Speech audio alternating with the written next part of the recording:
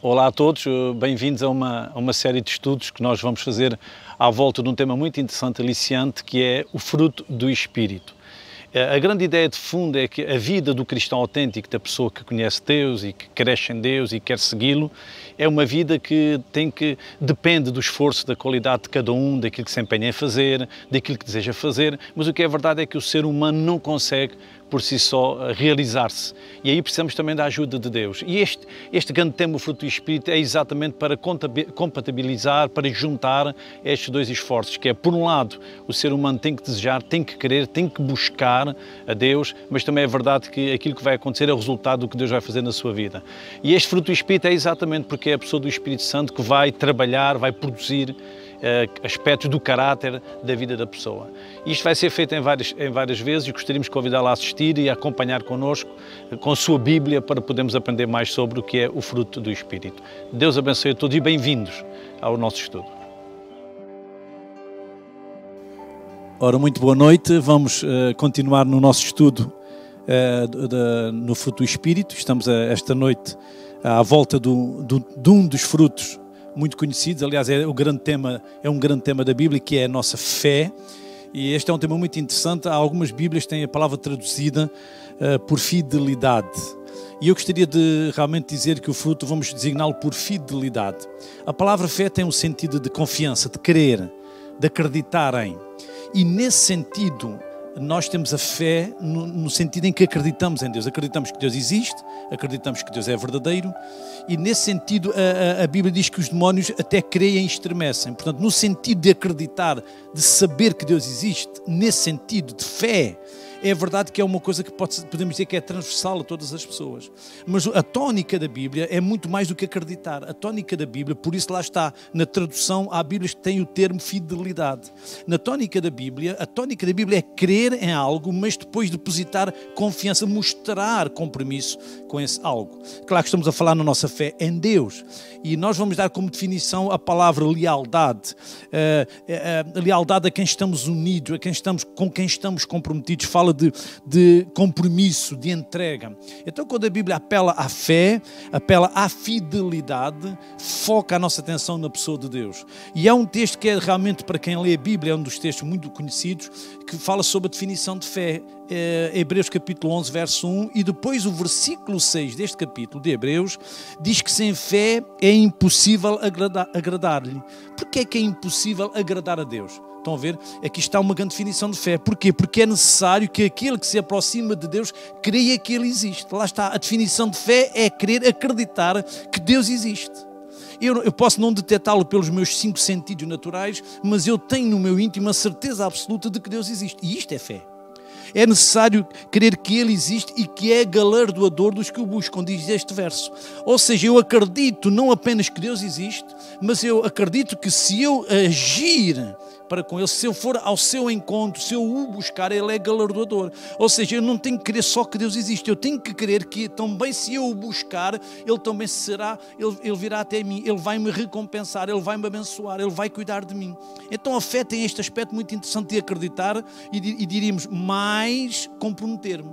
Então fé na Bíblia, fidelidade, exige compromisso, entrega para Deus. Então repara, eu creio que Ele existe, também creio que Ele vai me recompensar, logo eu procuro Deus. Lá está, esta é que é a fidelidade. Eu estou comprometido com Ele, que é o nosso texto conforme acabámos de ver. Eu gostava de fazer uma leitura num versículo ainda neste livro de Hebreus, carta aos Hebreus, capítulo 13, verso 7. Este é um texto muito interessante. Eu queria o máximo de atenção neste texto bíblico, que é fantástico. Hebreus 13, 7. Lembrai-vos dos vossos condutores, ou dos vossos pastores, que vos falaram a palavra de Deus, a fé dos quais imitai. Repare, lembrem-se dos vossos pastores e imitem a fé dos vossos pastores. Eu repito esta parte. A fé dos quais imitai, atentando para a sua maneira de viver. É muito interessante, não é? Que é, nós vamos imitar aqueles que nos estão a liderar, mas nós não estamos a imitar exatamente o que eles dizem, nós estamos a imitar o que eles vivem. Lá está, a fé é uma fé vivida. Os nossos líderes, eles lideram pelo exemplo. Eles lideram não apenas pelas palavras, mas lideram pelo exemplo. E nós devemos imitar esse exemplo. Portanto, aqui o apelo é para reproduzirmos a fidelidade dos nossos líderes. Os nossos líderes são fiéis no trato, são fiéis na vivência, e é exatamente para aí que nós temos que nos inclinar, para também imitar os nossos líderes. E isso é que define um líder. Um líder é aquele que está a ser seguido via exemplo. Portanto, que Deus nos ajude a entender isto, não é? A fé é muito mais do que estar assentado a ler a Bíblia. Eu acredito, isto é possível. Ou então, isto é verdade. Não é mais do que isso, isto é verdade e eu vou viver em função desta verdade. Eu vou ser fiel a Deus e eu vou também imitar aqueles que Deus colocou à minha frente, e temos de dar graças a Deus porque temos muitas pessoas que são fiéis, pessoas que são um exemplo notório na prática para com esse Deus em que eles acreditam, que também é o mesmo Deus que nós. E então nós precisamos mostrar essa fé, essa fidelidade, essa lealdade a Deus. Então, a fé dos quais imitai. Eu selecionei também um outro texto na carta de Paulo, do apóstolo Paulo a Tito. Eu selecionei este texto porque na tradução que eu estou a usar, que é a Almeida Revista e Corrigida, temos um termo muito interessante. Ou seja, quando a palavra grega foi traduzida para português, aqui não foi por fé, nem foi por fidelidade. Nesta versão foi traduzida por lealdade.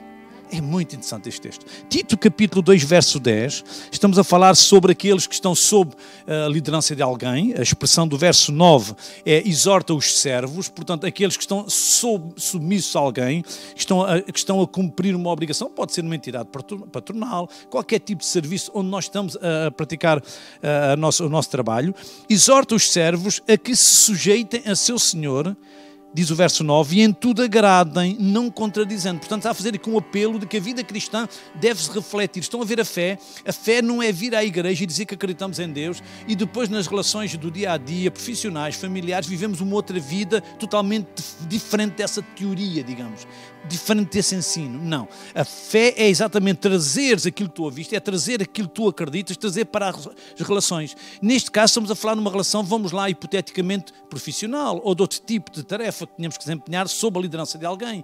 Então o apelo aqui é para que os servos em tudo agradem, não contradizendo. Portanto, o crente fiel a Deus não é um refelião, não é um conflituoso, não. Ele demonstra a sua confiança em Deus, ele demonstra a sua fé em Deus, exatamente na maneira como ele assume o seu trabalho de submissão a quem está a liderá-lo. E veja o verso 10, não defraudando. E eu gosto desta ideia porque um cristão fiel a Deus, um homem, uma mulher de fé, também é um bom funcionário, é um bom trabalhador, também é um bom patrão, obviamente. Portanto, a fé tem que ser trazida para a vida prática. Diz que não defrauda, ele está ali para dar exemplo, está ali para cumprir os seus deveres, e diz, antes mostrando toda a boa lealdade. Lá está, esta expressão lealdade, mostrando a sua fé, mostrando a sua fidelidade, mostrando ou fazendo jus ao compromisso que tem com quem o está a liderar, mostrando toda a boa lealdade. E agora o apóstolo Paulo, para de alguma maneira enfeitar ou decorar a fé, veja a expressão que ele utiliza, para que em tudo sejam ornamento da doutrina de Deus nosso Salvador. Então a fé do cristão funciona como um ornamento, olha, é como se fosse um cosmético da doutrina. Ou seja, nós temos uma doutrina, nós temos uma fé, nós acreditamos em algo e depois nós temos que trazer essa beleza, esse enfeite para os relacionamentos. Então o funcionário, o trabalhador mostra a doutrina, mostra aquilo em que ele acredita numa relação onde ele demonstra Cristo através de uma submissão e através de um trabalho eficiente e que beneficia o seu patrão. A ideia é trazer por isso é que é a fidelidade. Estão a ver? A fidelidade, a fidelidade a Deus implica fidelidade aos outros. A fidelidade a Deus deve ser vista na fidelidade nos relacionamentos. Desde começando pelo lar, passando depois pelas entidades patronais, em qualquer serviço onde há responsabilidades, onde há autoridades, seja no sistema policial, seja em qualquer área da vida, nós devemos ocupar os nossos lugares, mostrando a nossa lealdade a Deus, mantendo-nos submissos àqueles que estão em autoridade. Portanto, há aqui esta expressão do ornamento, o ornamento da fé.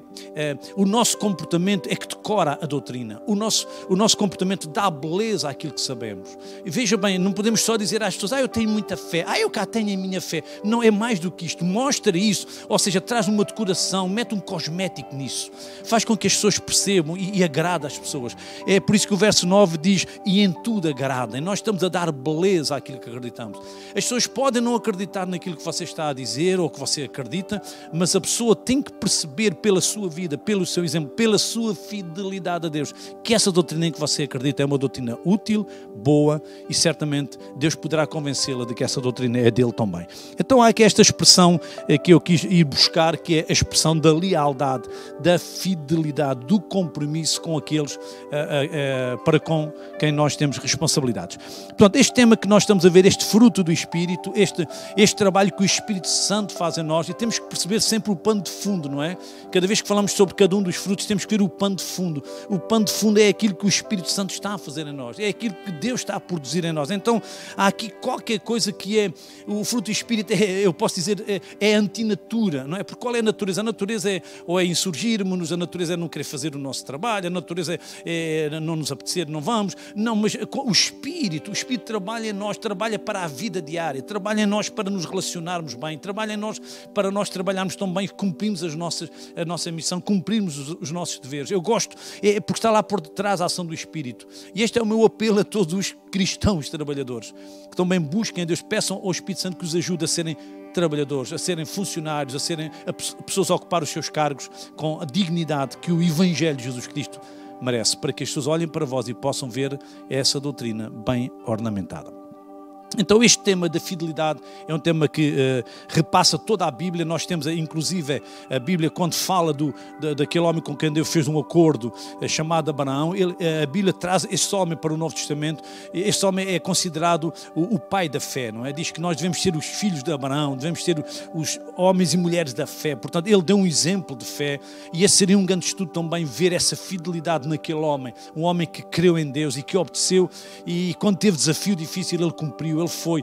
Portanto, fé é muito mais do que eu acredito, não, é eu vivo comprometido com. Eu tenho fé em Deus, eu estou comprometido com Deus. Eu quero ser leal a Deus e eu vou mostrar isso nos meus relacionamentos dia a dia. Eu gostaria também, nós estamos no, digamos assim, 7º fruto do Espírito. E realmente o 8º, eu gostava de saltar por cima do 8º e ir até ao 9º fruto. Porque enquanto que eu estou a falar de fidelidade, o último fruto que nós temos é o chamado domínio próprio, ou a temperança, ou a disciplina. Estão a ver, por um lado, nós temos que ser fiéis a Deus. Há aqui uma entrega, nós saímos de nós ao encontro de Deus. Nós aprendemos a confiar em Deus.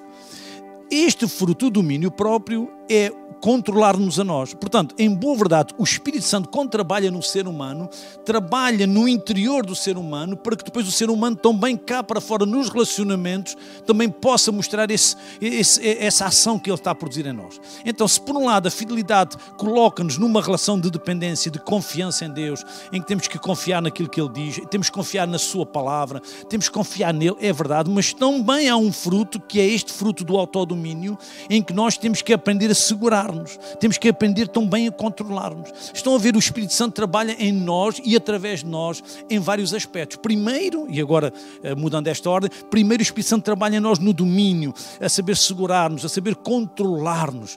Portanto, o autocontrole é fruto do Espírito. O Espírito Santo quer mulheres e homens controlados. É verdade que depois, em relação a Deus, eles confiam em Deus. É verdade que depois eles depositam fé e são fiéis para com Deus, mas eles têm que se controlar. A tendência do ser humano é mais ou menos ao contrário, não é? É nós quase que divinizarmos o nosso ego, eu, e não confiar em mais nada nem em ninguém. Mas o fruto do Espírito reverte as coisas. Tu tens que ser trabalhado, o teu ego tem que ser trabalhado por Deus e tu tens que aprender a ser fiel a Deus. Então esta área do domínio é muito importante. É verdade que eu nos meus apontamentos não tomei muitas notas sobre isto, mas o grande exemplo, como em tudo, Jesus Cristo é o grande exemplo. Imaginem situações críticas em que ele foi ameaçado, em que ele foi gozado, em que ele foi provocado. E ele teve que se controlar, ele teve que se dominar. Se nós lemos os Evangelhos, nós temos situações de crise, onde Jesus foi provocado. Eles chegaram-lhe a dizer, chamaram-lhe Belzebu, ou seja, ele estava a ser usado, imagine dizendo que ele estava a ser usado pelos demónios, imagine ele que estava a ser usado pelo Espírito Santo, situações destas, e como é que ele se segura? Ele não reage violentamente, ele não trata mal ninguém, não fala mal para ninguém. Quando dizem nós somos nascidos, nós não somos filhos de prostituição, qual era a boca que eles estavam a mandar? O que é que eles estavam a dizer entre linhas a Jesus? Ou seja, o que é que estavam a provocar em Jesus? E Jesus sempre autocontrolado. Quando Jesus está na cruz, se tu és o Filho de Deus, sai da cruz. Estas provocações, quando ele tinha o poder para fazer, e é isto que dá mais jus, digamos, ou que melhor prova o autocontrole de Jesus, é porque às vezes nós não temos forma de dar a volta à coisa, não temos o poder para alterar nada, mas Jesus tinha o poder para alterar, mas em função, por causa da missão que ele tinha, ele controlou-se, ele dominou-se, ele segurou-se, e ainda bem, foi para o nosso bem. Ele tinha que chegar à cruz para morrer no nosso lugar. E Jesus sempre teve situações em que foi apertado e ele sempre se controlou, ele dominou-se, ele segurou-se. Um cristão autêntico está sob a ação do Espírito Santo, também deve ter autocontrole. Nós temos que aprender a depender, a confiar e a segurar a nossa parte emocional com a ajuda do Espírito Santo. Então eu queria deixar depois a questão do oitavo fruto, digamos assim, que é um pouquinho mais à frente, que é a questão da mansidão, e vamos agora tratar, sim, do domínio próprio. Realmente, o domínio próprio fala muito de disciplina, fala de controle, de domínio que nós temos que ter. É o controle, é o domínio sobre os nossos desejos e paixões. Ou seja, o ser humano também muitas vezes é despertado para situações da parte emotiva, da parte do desejo, da ambição. Muitas vezes há um apelo interior, não é? Nós temos o barril de pólvora dentro de nós, não é? E parece que o fósforo está cá fora a arder e há aquela vontade para explodir, há vontade para fazer algo, para alcançar algo até de forma desenfreada, sem controle. Mas realmente o Espírito Santo ajuda-nos a segurar, a ter controle, a ter esse domínio.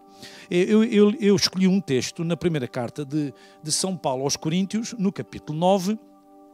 Eu vou usar exatamente um exemplo que na nossa realidade, isto é fácil de entender, porque o apóstolo Paulo, ele na sua sabedoria também, e usado pelo Espírito Santo naturalmente para escrever, ele também usava situações da vida diária, usava ilustrações, fazia analogias, portanto, ele usava situações práticas para nós percebermos como se deve vivenciar os princípios de Deus.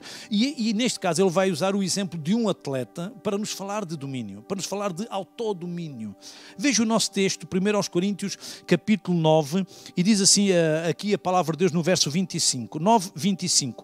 E todo aquele, agora nota esta analogia com o atleta, e todo aquele que luta, ou se quiserem, todo aquele que se esforça, que luta, de tudo se abstém. Então aqui há uma referência àqueles que se esforçam para alcançar alguma coisa. Vamos pensar num atleta que aprende a controlar-se. Quantas privações um bom atleta não tem? De quantas coisas ele se priva. Estão a ver ele usar a sua disciplina, o seu autodomínio.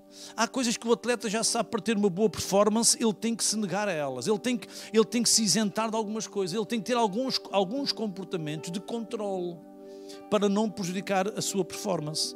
Então o exemplo que o apóstolo Paulo está a dizer, que aquele que luta de tudo se abstém. Ou seja, ele retém, ele segura-se por causa de um objetivo máximo.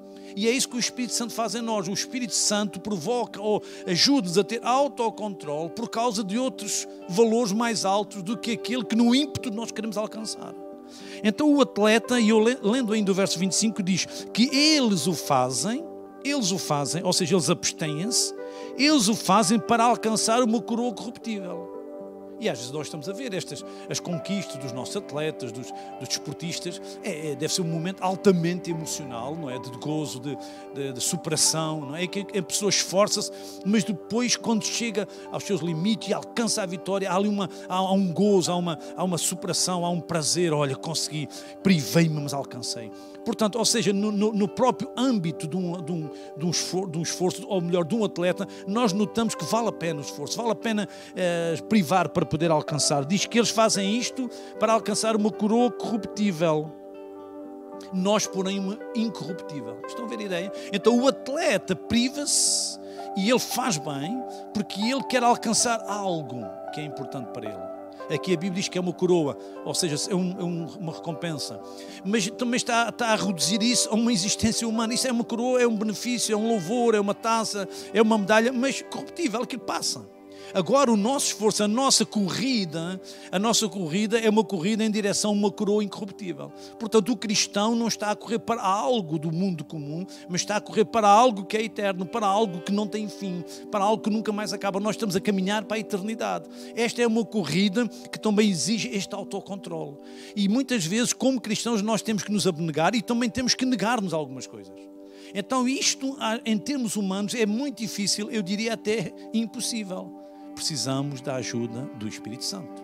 Lá está o fruto do Espírito, é o resultado do Espírito Santo ajudando-nos a ter esse controle por causa do alvo que nós queremos alcançar. Há também aqui uma expressão, eu vou apenas fazer a leitura, há uma expressão também na segunda carta de Pedro, no capítulo 1, que diz: acrescentai à vossa fé a virtude, e à virtude a ciência, e à ciência a temperança, à ciência o controle próprio. Estão a ver? Nós estamos a falar como se fosse uma escada de valores da vida cristã que vai culminar, diz que é no amor. E esta escada é como se começássemos com coisas da área mais teórica, diz que acrescentai à fé a virtude. Portanto, aquilo que nós acreditamos mexe com o que vivemos, com as qualidades da vida, com a virtude. Depois diz que é a ciência, o conhecimento, e a seguir é o controle. Estão a ver?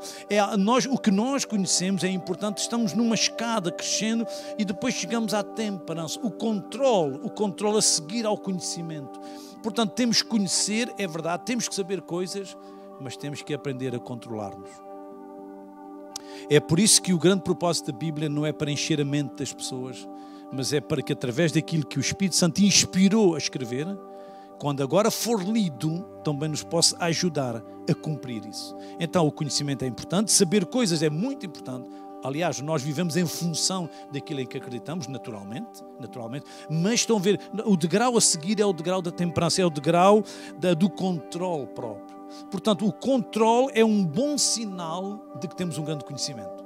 Portanto, como diz também Paulo, ele diz que o fim do amor, o objeto, ou melhor, do mandamento, o fim da instrução, o propósito que se aprende é o amor, é uma fé não fingir. Ou seja, isto tem que ser traduzido em coisas óbvias, práticas, dinâmicas da vida cristã. Lá está, esta escada que, como eu disse, vai terminar depois no amor fraternal, que se quiserem, o amor fraternal é quando nós, e este é o ponto mais alto, e a Bíblia diz que Deus é amor, que é o ponto alto em que nós agimos, já não mais influenciado por aquilo à nossa volta, mas por aquilo que já somos ou que temos em nós, que é o Espírito Santo dando-nos amor. Portanto, estamos a falar de uma escada onde também entra o controle, onde entra o autodomínio, para podermos também cumprir ou ter uma maturidade cristã bem desenvolvida. Há uma expressão, eu vou abrir também, que também é do apóstolo São Paulo, na carta que ele escreve ao apóstolo Tito, um dos seus pupilos, não é? Dá a sensação, lendo as cartas a Timóteo e lendo a carta a Tito, que Paulo, no fim do seu ministério, está a apostar muito nestes dois discípulos dele, digamos assim, seus seguidores, seus pupilos, e ele, como mentor, ele treinou-os certamente muito bem, porque depois ele deixa cartas que os responsabiliza no trabalho pastoral, de cuidado pelas pessoas, na defesa da doutrina, etc, etc. Portanto, há aqui, este Tito é, digamos, uma das duas grandes finais apostas, digamos assim, do apóstolo Paulo.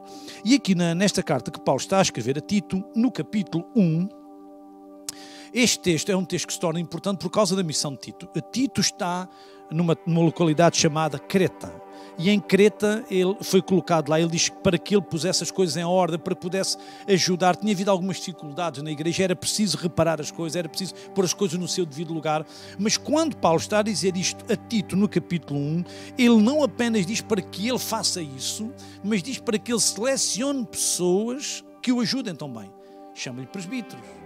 E ele é como se Paulo estivesse a dizer, tu tens que fazer essa obra, mas em boa verdade a igreja precisa de um colégio de pessoas idóneas, pessoas maturas, de líderes, presbíteros ou anciãos, pessoas capazes, pessoas com maturidade, pessoas com experiência, e agora repara, muito mais, com um perfil de caráter cristão que lhes dê moral para exercer o cargo, mas que também seja de motivação para outros.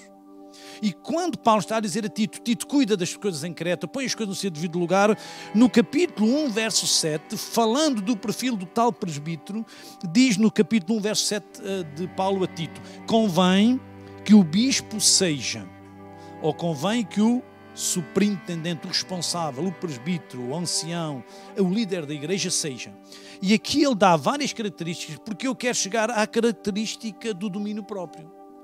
Porque quem está em liderança, por excelência, tem que ter domínio. Imagina uma pessoa que tem que lidar com situações, com circunstâncias de aperto, às vezes dos relacionamentos das pessoas a quem lidera. Essa pessoa tem que ter domínio, essa pessoa tem que ser, e a expressão que eu tenho na minha Bíblia, temperante. Ele está ali para pôr equilíbrio, ele está ali para pôr as coisas no seu devido lugar, ele está ali para lidar com as pessoas e ajudar as pessoas. E eu tenho essa lista para vos ler aqui, no capítulo 1, verso 7, que diz que o bispo seja irrepreensível, como dispenseiro da casa de Deus, portanto, como alguém que é um bom mordomo, que trata bem a igreja de Deus, não soberbo, reparem sempre características, é por isso que o fruto do Espírito é muito importante, porque em boa verdade o ser humano, todos nós temos qualidades boas e más, obviamente, mas há muita coisa em que Deus tem que trabalhar ainda, e aqui Paulo está a criar um perfil de pessoas que com estas características poderão ajudar outras, diz que não soberbo, nem iracundo, portanto nós não podemos ter pessoas que facilmente se zangam e que à volta deles aqui fica tudo transtornado, não, diz não dado ao vinho, nem espancador, pessoas que não ficam alteradas, pessoas que continuam com o seu discernimento, nem cobiçoso de torpe ganância. Precisamos de líderes que não utilizam a igreja para o seu bem próprio, que não manipulam os outros para os seus proventos.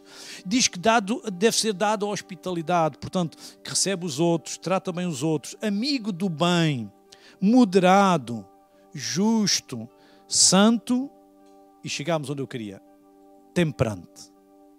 Temperante. O ancião ou o presbítero, o bispo, tem que ser temperante. Deve ser temperante, deve ser uma pessoa disciplinada, em quem as pessoas confiam, em quem as pessoas estão tranquilas, que sabem que está a liderar, que está a tratar das questões com equidade, com equilíbrio, e que também não se exaspera logo, não fica zangado, não fica descontrolado. Podemos confiar, o meu presbítero é uma pessoa, sim senhora, equilibrada. Eu posso confiar, eu sei que mesmo que as coisas corram mal, ele vai se autodominar, vai se controlar.